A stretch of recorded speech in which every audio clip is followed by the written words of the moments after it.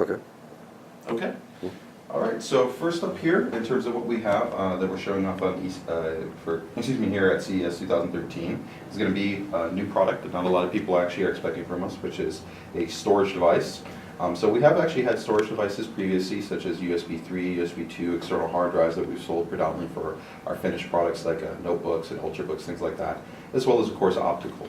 And actually, part of our development team actually came through along with the rest of our development team and the engineering team on R&D. So we do have a dedicated in-house R&D team that helped to develop, design, and set this product actually up. So this has been something that we've been working on for a very long period of time, a little bit over 10 months now at this point. So it is something that we have had extensive time in terms of looking at the marketplace, looking at actually how we're designing it, and what we're trying to achieve in terms of what's the expectation of the marketplace and the user base. For the user base, definitely, I mean, first and foremost for a storage product, the expectation is to have a high level of functionality in terms of compatibility, interoperability, and reliability. Definitely, performance and usability elements are 100% important, but, more than anything else, this is where you're running your operating system, it's where you're running your storage, so you want to ensure that it's going to be a very reliable and consistently installed product. So that's where I think we spent a huge amount of work as we looked at, previous storage solutions and based on, user feedback and even our own experience at helping to improve interoperability on our own motherboards format. We were able to kind of get the guidance and realize, hey, this is what we needed to do. So we've spent a huge amount of time doing actually validation on our own motherboards as well as that of even competitors. We've actively done verification on our current generation chipsets like Z77, X79, AM3 Plus, and that's been very important because what we want the users to be able to do is just drop this in, have it be plug and play, don't have to worry about anything, and if they still want to run localized RAID or if they want to do multi-GPU configurations, they're not going to have to worry about optional configurations and a lot of complex variables. They can treat this just pretty much like it would be like installing like a sound card. That's the main goal. We're not going to be going into the specifics regarding any type of performance, the controller, topology, memory, or any of that stuff. Closer to around the end of Q1 when we get ready to really have all the information and we finish the kind of fine-tuning and polish that this product deserves, we'll release that information out to the marketplace. We are going to do, I think, some really cool stuff in terms of adding additional value and functionality on the software side. But once we get a little bit closer to the release date, we'll definitely make sure and let you guys know what we're going to be doing there. All right, when you're ready. Okay, so next up we have here is, kind of like the best of the best, Asus is historically known for really kind of pushing the envelope when it comes to GPU designs, and definitely this is what this represents. It's the pinnacle of graphics support. So you have two 7970 gigahertz editions, no throttling in any respect, so we have essentially just two full 7970 gigahertz cards on a single board. The really cool thing that you're going to notice though is that this card is actually not like our previous generation super flagship cards. But this is actually a 2-slot card versus a 3-slot. So it's actually a little bit more in terms of the space saving. And it features a very interesting cooling design. So we actually have a hybrid solution in place. So if you look actually on the inside of the card underneath, we have an 80 millimeter fan, and that actually is a downward firing fan to help us aid in cooling down the PCB and the VRM assembly. And of course, just like all our high-end cards, it's 100% fully custom. It features our Digi Plus VRM, our SAP power solutions, and all our customized power tuning. And that's actually very important for this card because one of the difficulties you have with a card that has this high of a power requirement is fighting power target variability issues. So we've been able to go ahead and tune and maximize the card to ensure that we're maintaining the highest level of performance and even actually leaving a bit of headroom so that if users do want to be able to overclock the card, they can. And of course that can be done through our software where we're allowing you to customize the fan, be able to adjust voltage, your clock speeds, do the logging, all the stuff you expect within GPU Tweak. Now, definitely for this product, the expectation would be more on the lines of just plug and play for the users that are looking for the absolute kind of best, and they just want to drop it in. Rounding out the cooling solution, we've definitely got something really cool here. It's a double wide, closed loop water cooling system, and that's actually connected through directly onto the actual GPUs, aiding in the cooling. And the VBIOS actually controls all the ramping there, so it's very effective, very smooth.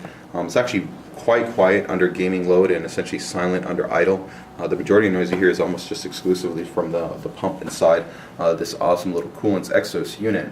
And as far as temperature performance, it's really outstanding. In most situations, you're going to see the temperature performance under full load be somewhere probably between about 55 to about maybe 57 C. So when you realize that that's two, 7970 gigahertz edition cards, that's pretty amazing.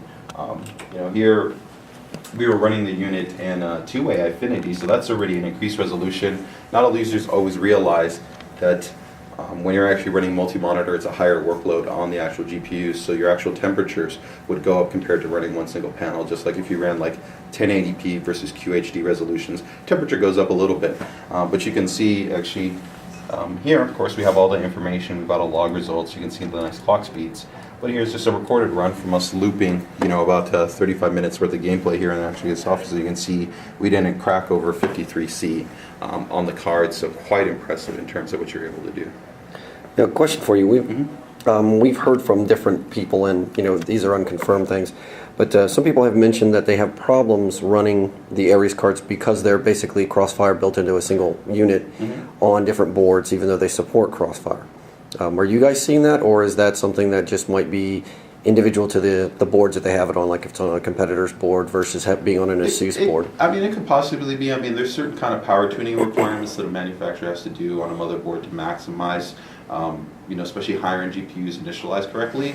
But definitely, our R&D team hasn't actively heard about that.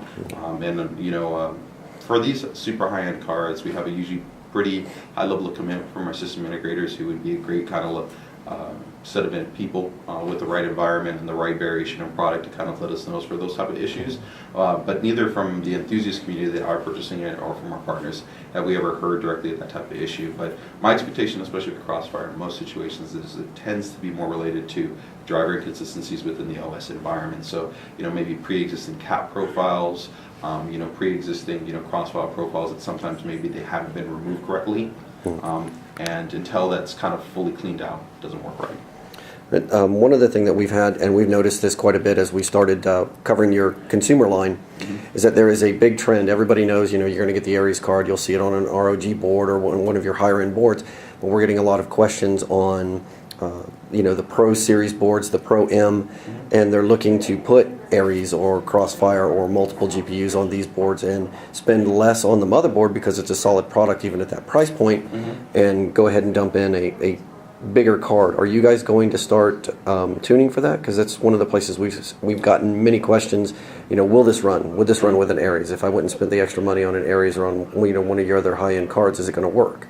I definitely don't think that that's ever really been an issue for us. In our discussions that we've had, we always actively put in kind of the same work in terms of the UEFI development, and that controls a huge amount of the initialization policies and how a board works with different types of GPUs and different types of add-in products. So something, let's say, like our PA-Z77-V, right? So our standard kind of entry-level board, or even something like our LE Plus, we pretty much put the same amount of work that we're doing that into a deluxe or into a formula board. Now the RG series are always going to take it to the next level in terms of having even a higher level of interoperability and performance tuning, because that's the expectation for that segmentation. But in terms of even making sure just kind of things work right, we test GTX 690s, or we test 7970 gigahertz edition cards and our entry level boards, because we still need to make sure they work right. So a user should never feel a possible issue. And I think we've even shown that once again when we've talked about like UEFIs, where we don't withhold like UEFIs on entry level boards versus our high end boards. Dash V is going to get the same number of updates that our deluxe board is going to have, and that's definitely not the case with a lot of competitors, where we try to make sure that symmetry is in place. Okay.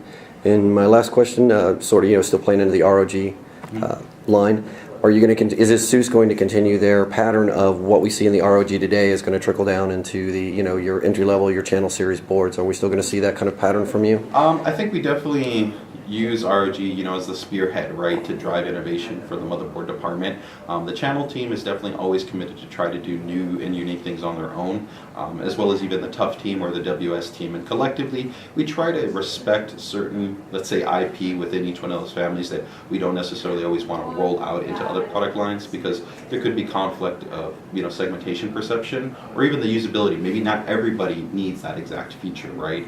So that doesn't necessarily make sense to roll it down. But I think that, we do try to take on a very high level and say, what, if we're going to push the envelope in this, is this something that might make sense to try to roll down? So RG will always maintain that, position of the highest level of innovation, the highest level of product choice development. But as far as whether or not we're going to directly take an idea from it, I think every single team we try to be innovative on, respectively.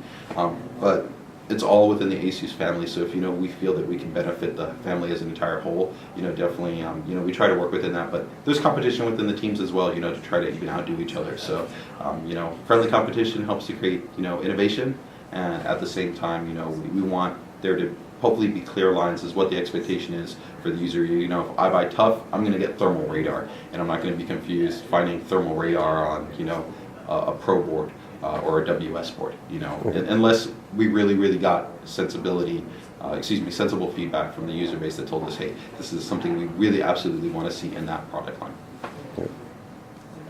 Go ahead. So this is actually a brand new panel, and this is actually continued to be supportive of actually 3D based gaming and specifically gamer oriented monitors. So a large amount of feedback that we've had from our users is for the VG series, which have been really popular, the first generation and then the second generation. But what we had is a lot of users, I don't think were consciously kind of realizing that benefit of saying, wow, I didn't know that the refresh rate was going to be such an impact to my input latency, as well as to the fluidity of the desktop experience, so like in the 2D environment, and just feeling that much more fluid pain. So, the big feedback that we had is, that's awesome, but the price bracket of being able to adopt from those monitors is a bit on the higher end. And we might not necessarily actually use the 3D technology, so we're looking for high refresh rate, super low response time. So we're introducing the world's first 144 hertz, 1 millisecond panel. It is a TN panel where we've done a lot of optimization to actually give you really good performance in terms of viewing angle, color quality. If you're an absolute, purist and you want the absolute best of the best, then of course you're going to want to really take a look at, our MX and, our PB and PA series, which are based off of IPS technology. But for gamers looking for that absolute best level of response, this is going to be a fantastic option at a much more affordable price tag. You're still going to get the 3D vision support, so that if, the users did want to do gaming later with a 3D vision enabled setup, then they're going to have that built into the monitor. They're just going to have to purchase the kit with the glasses, but it is ready in that respect. But the main focus point here is, of course, the LED backlit, 1 millisecond, and then the 144 hertz. We have gone ahead and added actually 2 cool features as well for the gaming community that they've asked us for. And one of them right here is our Game Plus technology. So for a lot of guys that do like raids and RTSs, or they're doing builds where they need to kind of like monitor time frames, there's an integrated timer, and so the user can go ahead and select the timer. And you can see you can select different times, and once you actually click that, it'll actually go ahead and enter it onto the screen. Or you can go ahead and define your own time, so maybe if you got to go back and check on a base, if you're doing like a raid, different things like that, it's a cool little helpful option. And then the other one is, you saw that there was an integrated reticle system or crosshair system. So this allows you to actually fix in different positions, actually different types of crosshairs on there. And so that sometimes can help to provide more consistency, but it's going to be really of help actually to gamers that are doing 3D, where sometimes when in 3D, the reticle or the crosshair is maybe a little bit out of place, or that it's harder to notice. So those are going to be nice new options that are going to be on these panels here. What we're doing in development side there. So this is an update here. It's the E2 M1-i Deluxe. So this is actually updated for the latest generation series of the E series processor. So that's kind of like the integrated APU version for you guys that aren't as familiar with the AMD Place platform. So this is a really awesome little board. We've updated from the previous generation, which was limited to single band, to now where we have full dual band 2x2 support. So that's great for people that are interested in having a higher level of throughput, better streaming performance. Overall, setting this up, whether it's like maybe like a Windows home server, transcoding option, or anything along those lines, or just a solid little everyday box that is low power consumption. It's got some great graphics performance in terms of handling moderate mainstream oriented gaming, and you've got all the kind of expansion that you're looking for. You've got DDR3 support, 5 serial ATA, PCI Express expansion. So it's a great little option in terms of users, and of course it features a lot of the current feature set that users expect from us. So we've got our USB 3 boost technology, our Wi-Fi Go for creating a DLNA media server that you can control and work with on tablets and smartphones. So that's a great option, and of course our packet priority control software with our network eye control. So it's a nice little board, definitely, that's going to provide a nice little backbone to different types of setups.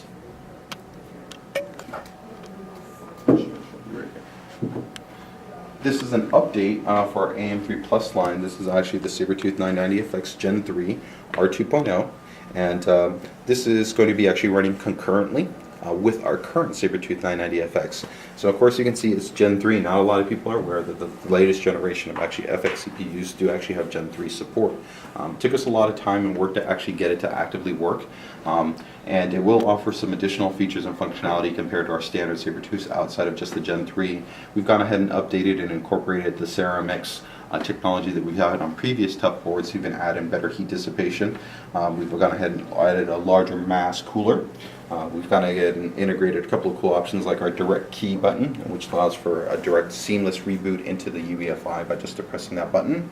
But of course that's a little bit not needed now, because all our boards have of course all been updated to the latest version of the UEFI container format with .cap. So that's Z77, X79, AM3 Plus, FM2, and with that we released the cool application called Boot Setting, which actually runs on the Windows desktop, and you can just double click on it, and so any one of those boards you can now reboot directly into the UEFI. You don't even actually have to use the direct key button, so that's a really nice option that provides us a little bit more flexibility in terms of being able to give you better access to your boards. And the rest of the feature set, of course, is entirely there in terms of what we would expect for the Sabertooth line. But what we're also showing off here is we've got a couple of really cool internal videos that we're going through on the development side for Sabertooth to let users know that it's definitely not just the component choice selection. So in terms of, our tough components like our tough MOSFET or our tough capacitor, our tough chokes, that's great.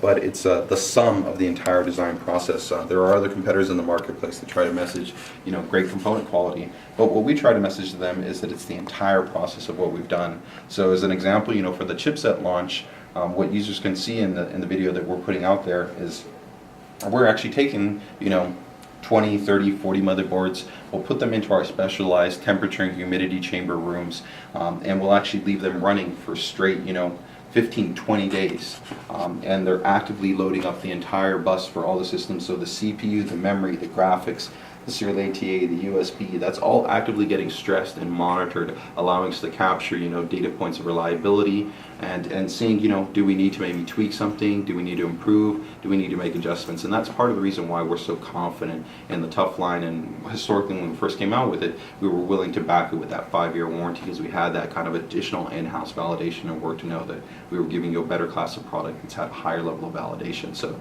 definitely, we always use outstanding components on our boards, but we definitely want to let users know that we're taking to the next level, always behind the scenes in terms of what we're doing on the validation side. Alright, so next up right here we have our one of our brand new actually frameless bezel monitors. This is a really awesome monitor in terms of the ID. So the ID is the actual industrial design kind of look and the feel of this monitor. The fit and finish isn't perfect, so definitely for you guys that are checking out the video, keep in mind that this is an engineering sample. It's going to look really tight and clean once we actually have the production samples hit the market soon. But the beautiful thing about this monitor is really it's super wide. So for you guys that are into a high level of productivity, database, you're doing linear workflows like editing, audio and video, Excel, you're heavy into email, you've got a huge amount of room to be able to go ahead and lay that out wide. So you can see right here we have a great example that we're watching a full-size video comfortably. It looks good, we can see that, and we still have a huge, large, high-resolution photo that's on here, and both of them look great. We're dealing with an awesome IPS panel that gives us an ultra-wide viewing angle, beautiful color quality. And in addition to that, with the MX series line, it's really about giving you guys the best of both worlds when it comes to sound and it comes to video or your image. So we're integrating, of course, our exclusive Sonic Master technology that we premiered in different notebook-oriented products. So that's our Golden Ear team that spent a huge amount of work at developing the internal housing to allow you to actually have some really nice sound. So if you're somebody that's looking for a cleaner aesthetic, maybe you don't want to have speakers, maybe you don't want to throw on headphones, you're just looking for a nice quality integrated sound, then this is going to be a great option.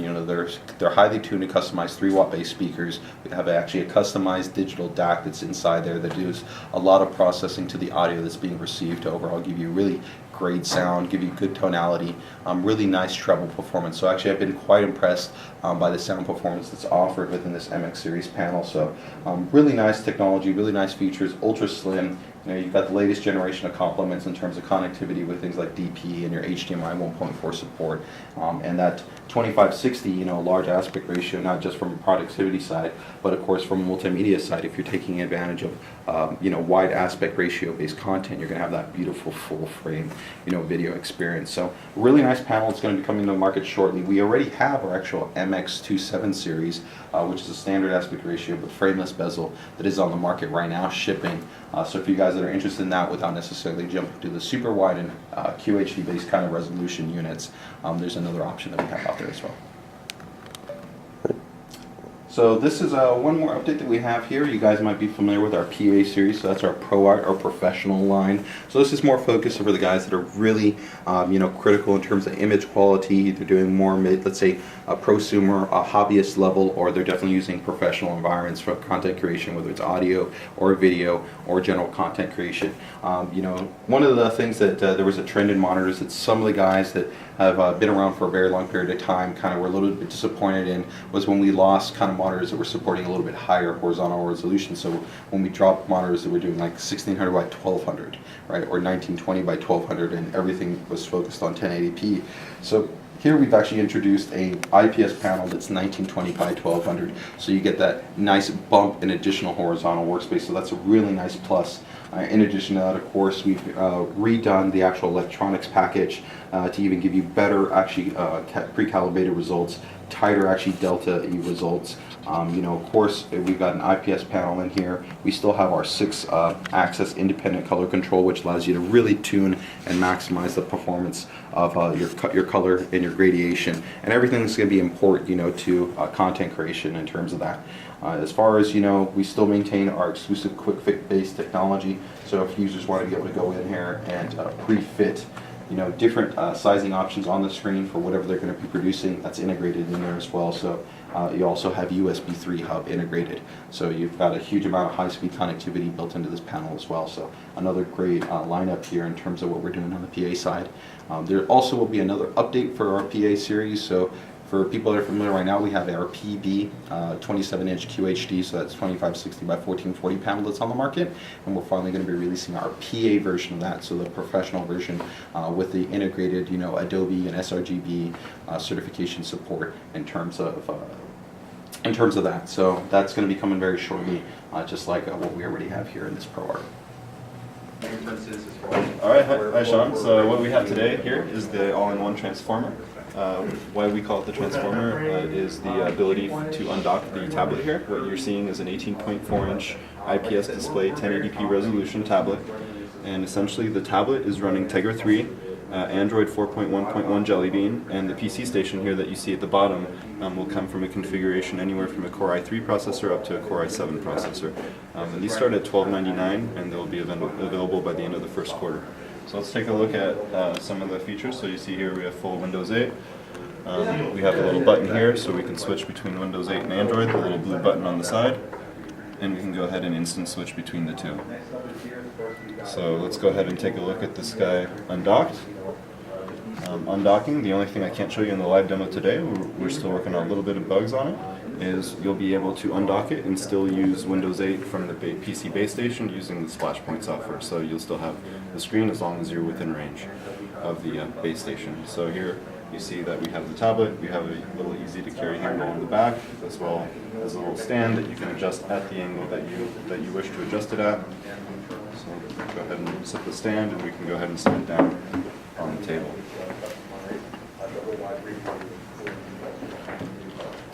When we're done, we can go ahead and snap it back in and dock it straight back into the base station.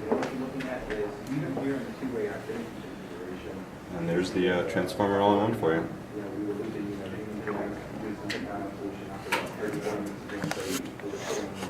Alright, so what we're going to look at next is going to be the, over here on this table we have our USB portable monitor. Comes in on a really light, it's a 15-inch 1366 by 768. It's based on the display link chip, and it offers a 10 millisecond response time. You don't need any external power cord, everything is powered and data goes through the USB 3.0 connection. As you can see here, we have a 1080p source material playing on the 720 or on the 768 screen. You don't really have a lag. You can play movies, you can play action movies. It works fairly well. We will have a higher resolution 1080p one available also, as well in the future. This price point, we're looking at sub 200. And this will also be available towards the end of the quarter. One other display here that we have on the end is we're showing off the 802.11c technology. What we're showing off is, as you can see here, we have a base station. In the back there, we have a micro ATX system running our PCIe AC66 card. It's a 3x3 solution. And then over here, we have the RT AC66 router. We have our server system and our client system right here. And we can see some of the speeds that we get with AC. Again, wireless is really going to depend on your environment. We do have a fairly heavy environment yet here, but you can see here that we're still getting above 500 megabit read speeds. The write speeds looks like they were affected a little bit. We can go ahead and rerun the test and live here and kind of see what results we're going to get in this environment. We can see that the writing is a little bit on the slow side. The reading, typically with AC in a fairly good environment, you should be getting 400 plus megabits. And that's going to be it for this side of the product, and we'll go on over to the other room now. Products on display. This is a static display. What we're showing off is a lot of the AC technology up on the top end here. You see on the top left we have our RT-AC66U router. This has been out on the market for about 7 or 8 months. This is our top of the line router at the moment on the AC standard. It's a 3x3 solution. When you go ahead and pan over on the right here, we're going to have our more performance mainstream entry. This is going to replace our RT-N56U. This is the AC56U. This is a 2x2 solution. And this should be hitting the market in the second quarter of this year. We don't have a price yet announced for it. Panning over here to the right, this is what we just saw in the demo. This is the PCE AC66 card. It's a 3x3 client solution. And this is $99 and should be available within the next week or so on the channel. As you can see, it comes with the antenna mount, so you can go ahead and mount the antennas on the stand, or you can go directly to the back of the card, whichever solution you prefer for your setup. Let's go ahead and go down right here. We have a small device here. This is what you may have seen as maybe like a USB Ethernet solution for maybe some ultrabooks. What makes this really unique and why we have it labeled as an all-in-one USB adapter is that this can actually act as a Wi-Fi adapter as well as a router, as well as a repeater. So what you can do is you can connect to a Wi-Fi hotspot, obviously, get your internet connection from there. You can also rebroadcast that connection out under your own SSID, as well as create a guest SSID. And this one will be $29, and this should be available by the end of the month. Here we have a repeater, our RPN53 range extender. This guy is kind of like what it sounds like. You'll see that it mounts into the wall, into the wall socket. It'll take your signal, rebroadcast it. It is dual band, so you can take a 2.4 gigahertz signal, rebroadcast it into 2.4 and 5 gigahertz, connect your clients, and then to this guy, and then this guy will go back to the router. This comes with a nightlight, which is touch activated on the front, as well as music capabilities. You'll be able to configure connections to DLNA servers and play audio out and into different rooms. Here we have another replacement of our N series. We have a USB N53. This is the USB AC53. This is another 2x2 solution. It is USB 2.0 based, as that is the only thing that the chipset supports at the moment. As you can see, we have a little stand here that it comes with, so you can go ahead and mount it on your notebook or display for optimal signal, as well as a desktop mount here. These are both included in the package, and this will be $69. And this will also be by the end of the month. And here we're showing off a 3x3 N solution. This is our USB N66 with an orthogonal design. You can see we have standard and high-powered modes. This is a really good device to go ahead and be able to get access to APs from a long distance, from a long range, and get a good signal. So what we're showing here, we don't have a physical product in, is our RTAC 67U. This is going to replace the RTAC 66U that we just saw in the other room as our highest end router. This is going to be based on the latest Broadcom chipset, which comes in normally clocked at 800 megahertz. We will have options to go higher than that, and with this device you should see the highest throughput speeds on AC yet, and this will be available third quarter. Okay.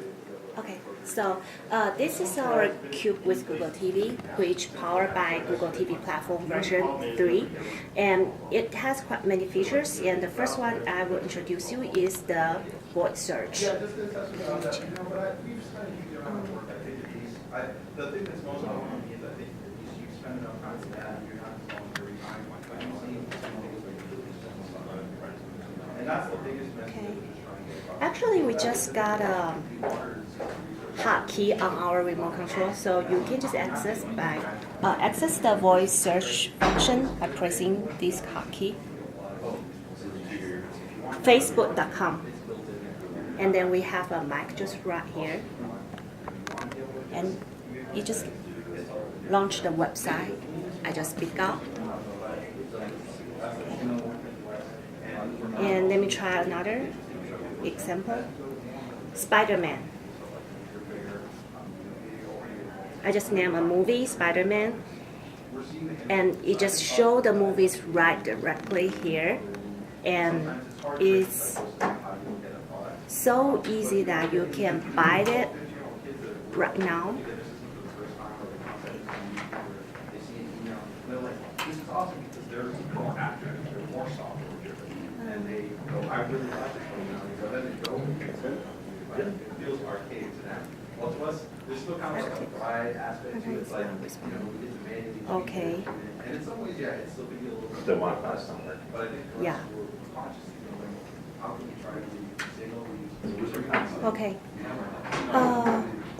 Another feature of our Cube is the motion game, because the most important differentiation from our Cube to other competitors is that we pay a lot of attention in motion games. So we just right now work with quite a lot game developers like EA and Ubisoft. So you can expect that when the product is launched, we will have quite many different games pre-bundled on our box. Here, let me show you the game we just implemented right here. And I was like so blown away because I was like, historically, every single piece of software looked like crap, didn't run right. Whoops. I'm sorry. That's the problem of the internet access. So, yeah, but basically you can imagine that we have car racing and boat racing games, and you can just play the game by using our remote control because we have built-in gyro and G sensor. Okay. Well, and it's cool stuff. I mean, it's hard to argue. I mean, with something like tough, right? I mean, how else are you going to get that full radar? And Just like I've talked to you guys in for the chassis. okay. I still think it's Now I'll talk about our contents. Okay, so for our Cube, because we have HDMI in and HDMI out, so not only connect to the TV, you can also use our Cube to connect to any set-top box or game console or any other devices. Okay, so that you can just interchange the live TV or your games to the Cube on your big screen TV. So let me show the live TV right here. It's very easy because we have a hotkey on our remote control, the live TV.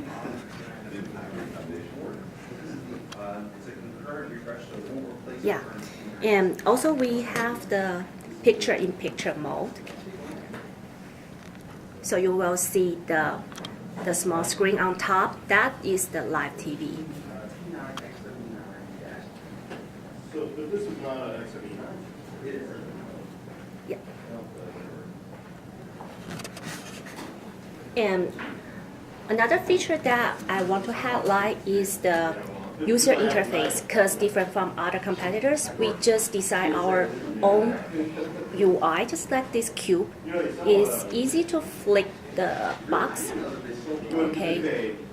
And then we just already categorize different applications, and you can check in the category of sports how many apps you have already downloaded.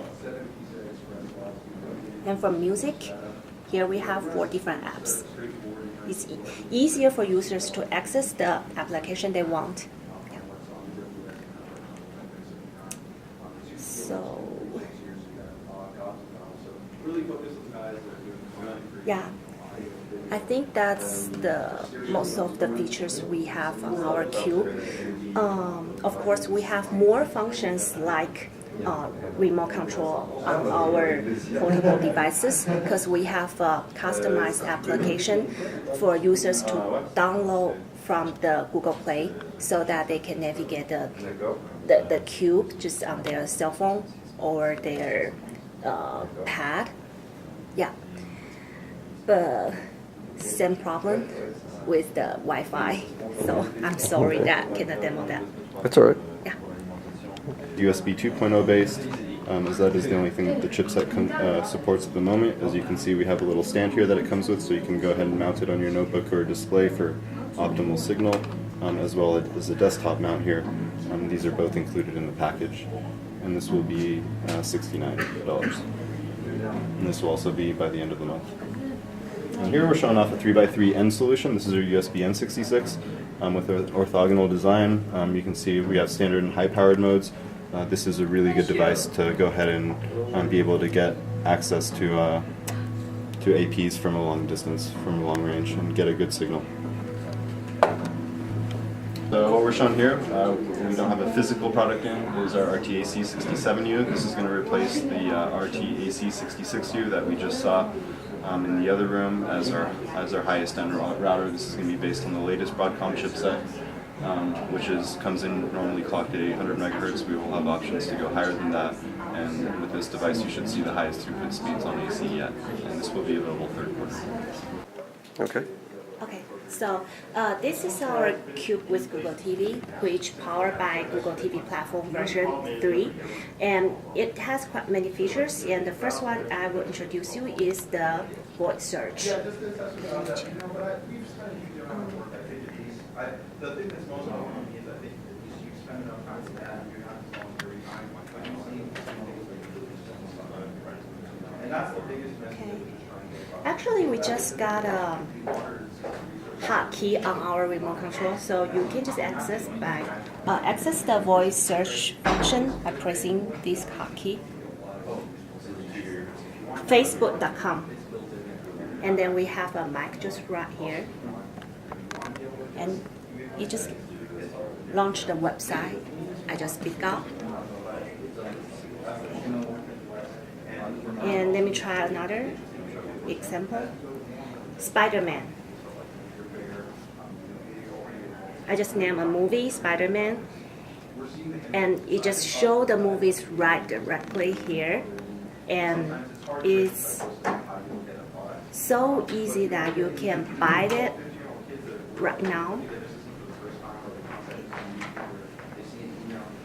This is awesome because they're more active, they're more software driven, and they go, I really like it, but let it go, it feels archaic to them. Well, to us, there's still kind of like a pride aspect to it, it's like, we get to manage. Okay.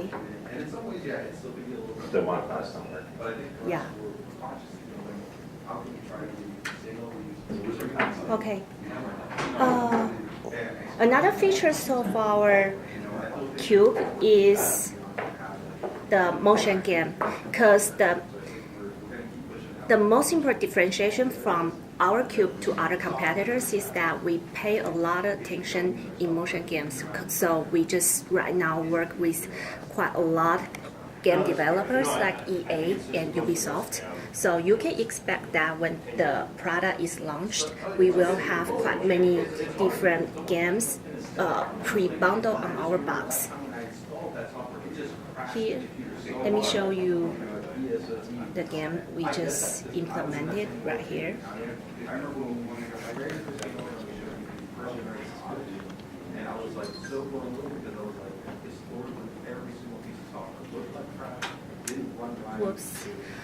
I'm sorry. That's the problem of the internet access.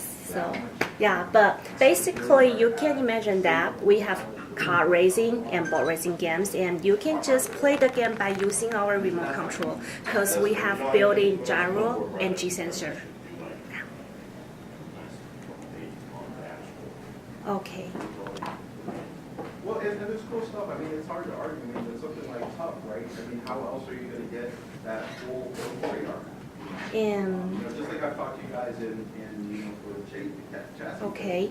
I still think it's Now I'll talk about our contents. Okay, so for our cube, because we have HDMI in and HDMI out, so not only connect to the TV, you can also use our cube to connect to any set-top box or game console or any other devices. Okay, so that you can just interchange the live TV or your games to the cube on your big screen TV. So let me show the live TV right here. It's very easy because we have a hotkey on our remote control, the live TV.